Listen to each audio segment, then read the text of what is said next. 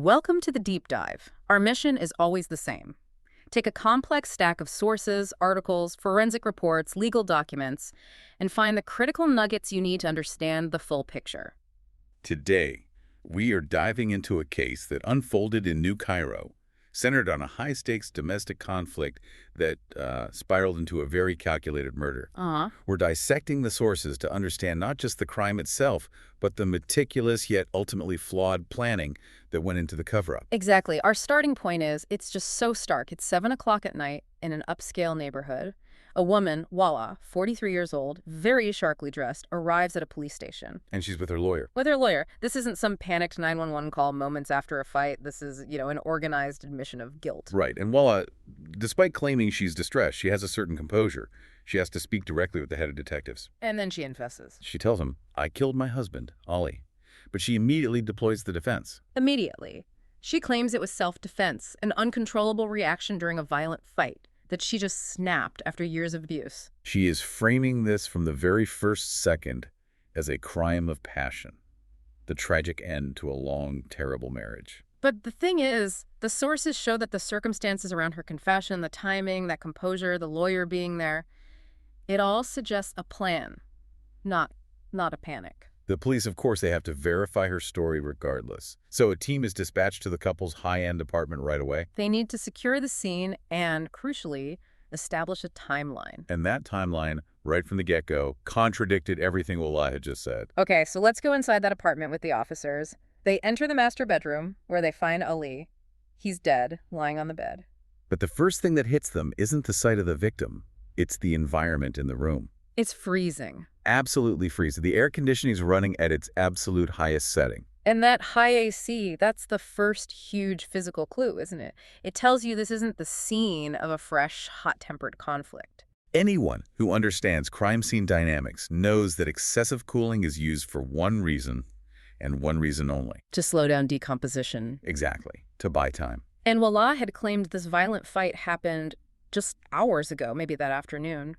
But when the forensic examiner gets there and assesses Ali's body, the time of death is, well, it's much, much older. How much older? The evidence showed he had been dead for at least 24 hours. A full day had passed between the murder and her confession. And that's it. That's the moment the self-defense plea dies on the vine. It has to. Yeah. I mean, if this was truly an uncontrollable reaction to a threat, why wait a full day? Why is your first priority climate control? Right. The initial lie completely changes the investigation. This isn't a domestic tragedy. It's a systematic attempt at concealment. So we have this deliberate 24-hour delay. To understand why she needed that time, we have to look back at the marriage itself. Who were these people? The marriage started back in 2007. Ali was a successful businessman, import-export. He traveled a lot for work, often to another Arab country. And Walaa went with him, managed the household. They had 3 adult children. For years, the arrangement seemed to function. But when they settled in Egypt full-time around 2018, things went south. Fast. Yeah, the marriage really deteriorated. Walaa was trying to launch her own career. She'd failed at a few businesses before landing on e-commerce, selling clothes online. But the conflict at home just got worse. And neighbors confirmed this. It wasn't quiet. There were constant loud fights, especially when Ali was home from his trips. And the sources are pretty clear that Ali was not faithful. He had multiple relationships, which was a huge source of conflict, and for Walaa, intense jealousy. Yet she stayed. Through all the infidelity, the fights, she stayed, and that points to the real bond between them. It was financial. Completely. Her own business ideas were shaky. She was, at a fundamental level, dependent on his wealth. He was her tether to that lifestyle. And this brings us to a really specific legal detail that just raises the stakes enormously. Ali had already divorced Walaa twice. Once in 2020 and then again in 2021. And in their specific legal framework, a third divorce it's devastating. For listeners who aren't familiar with this, what does that third divorce actually mean for her? It creates a massive legal wall between them. Yeah. After that third time, they can't just reconcile and remarry. For Walaa to legally get back with Ali, she would first have to marry another man and then legitimately divorce that man. A process known as talil. Exactly. And for a woman in her social position, the idea of losing all that financial security and going through that public, complex legal process, it was a catastrophe. It gave her an overwhelming reason to stop him from initiating that third divorce at any cost. She had to secure her position. And it seemed she decided securing her position meant eliminating Ali before he could act. Because that story she walked into the police station with, the self-defense lie, it was just systematically dismantled piece by piece by the medical examiner's report. Oh, the autopsy was the nail in the coffin. Hmm. Cause of death was strangulation, probably with a cloth strip. And she had actually volunteered that detail, right? She said she used a belt from her son's karate uniform. She did, which was consistent. But the body held a secret she was desperately hoping to conceal. Toxicology report came back. And it was a shock. Ali's system was saturated with a muscle relaxant, a huge quantity, far beyond any medical use. Which confirms two things. One, Ali was incapacitated. He couldn't have fought back, which makes the self-defense claim impossible. And two, Two, we find out later from digital evidence that this specific drug was chosen because they believed it wouldn't leave a trace in a standard medical analysis. This suggests a high degree of research. let's just pause on that for a second. The concealment went so far beyond just turning on the AC. The investigators found something else. Traces of a specific anti-bruising cream. Applied directly to his neck. They were treating the wound after he was already dead. And that detail, the cream, that shifts the whole narrative from a spontaneous act to a systematic cleanup. And there was more. Evidence of severe nasal bleeding had been meticulously scrubbed from the scene. So you put it all together. The incapacitated victim, the 24-hour delay, the anti-bruising cream. This wasn't a snap decision. No, this was a sophisticated, if ultimately clumsy, attempt to hide a premeditated murder.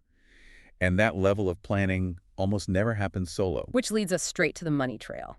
This is the thread that unraveled the whole conspiracy. Before Walaa even drove to that police station, she made two very suspicious financial transactions. She transferred a massive $1.5 million EGP from Ali's account into her own. Now, for our international listeners, this is a staggering, life-altering amount of money. And then she made a second, much smaller transfer, 50,000 EGP to an e-wallet. Registered under the name Ahmed. And that 50,000 was a payoff. Police quickly identified Ahmed. He's a 27-year-old accountant and e-marketing specialist. And how did they know each other? Walaa had hired him in 2022 to manage her online clothing business. So he was known to the family. He'd come to the house for work. Ali knew him. The children knew him. But that professional relationship was a cover for a year-long romantic affair that had started in early 2022. And their dynamic was? It was profoundly transactional. Absolutely. He was 27, she was 43. He wanted access to her wealth, her social standing. She wanted validation, to feel desired again. It was mutual exploitation. She was so deep in this manipulation that she even used the threat of the third divorce against her own kids. She convinced one of her daughters that Ali had already issued the final divorce. And that she had to marry Ahmed to bypass the legal restrictions and secure the family's future. Unbelievable. But the absolute smoking gun in this whole investigation was digital. When the police seized their phones, the search history from just 3 days before the crime laid out the entire blueprint. Walaa's searches were all about the aftermath. She looked up, how do forensic doctors work? How do they determine cause of death? And the most critical one, How to obtain a death certificate. and what about Ahmed? His searches were about the murder weapon itself. He Googled, what type of drug causes complete loss of control but leaves no trace in medical analysis? And he found the exact muscle relaxant that was later found in Ali's system. It's just stunning. This wasn't a crime of passion. It was a business plan, researched online, all to secure an inheritance, and then wrapped in a convenient self-defense story as a plan B. And their original plan wasn't even to fake self-defense, was it? No, not at all. The goal was to make it look like a natural death. Secure the inheritance with no investigation. Walaa had even convinced Ali to hire Ahmed as a personal driver, giving him complete access to the house. So let's trace the full disastrous timeline. On the night of the murder, Walaa makes sure the children are away, staying with relatives. She then gives Ali 4 of the narcotic pills mixed into his food or drink. Once he's completely unconscious, she strangles him with the karate belt. Then she calls Ahmed. He comes over, helps her move the body to the bed, and his main job is to get rid of the evidence. The rest of the pills, the blood-soaked tissues from the nosebleed. He dumps them far from the apartment. But the plan hits a snag pretty much immediately. In the hours after the murder, Walaa notices bruising starting to form on Ali's neck. The evidence of strangulation was literally appearing before her eyes. She panics. She calls Ahmed back and tells him to rush out and buy that anti-bruising cream. They apply it, hoping to mask the discoloration, and then they move to their final fatal step, trying to get the death certified as natural. And this is where the whole thing just unravels because of the most mundane, bureaucratic obstacle you can imagine. They take their story to 3 different local health offices in Sharuk, Nazar City, and Shubra, trying to get a death certificate. And at all 3, they're refused. Flat out, the procedure is non-negotiable. A medical examination of the body is mandatory before a death certificate can be issued. They couldn't bypass the protocol. So there they are. The body is in the freezing house. The plan to fake a natural death is ruined. The cream isn't working. Walaa had no choice.